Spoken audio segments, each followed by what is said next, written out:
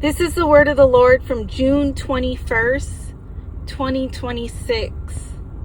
God will provide, which translates to YAHWEH Yireh or Jehovah Jireh. It means the Lord will provide, or the Lord will see to it. This means that God foresees your needs and acts to provide for them. In every place of desolation is the place in which God will provide. God will provide is a promise to his covenant people. When God's people had no way of escape, he showed up to make a way of escape. When they had no water, he showed up to provide them water. When they needed food, he rained food down from heaven. When they needed protection, he showed up as a pillar of fire and a cloud before them, protecting them and also guiding them on their journey.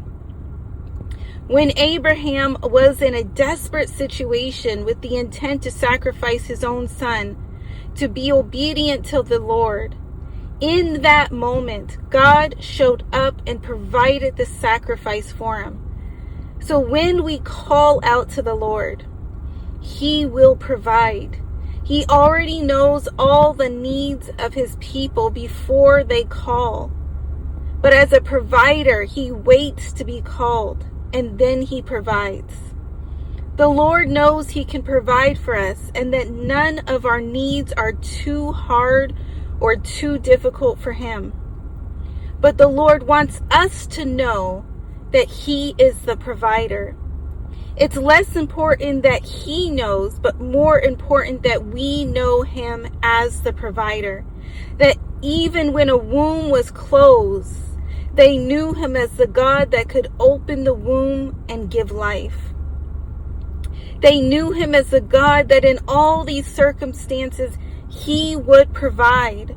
When they placed their burdens on him, each had a unique experience, how he showed up for them and how he brought them out through provision. They asked and he provided. And it is when we know the Lord will provide, then we shall rest in his ability to do so, and rest in how he has done it before and how he will do it again for us.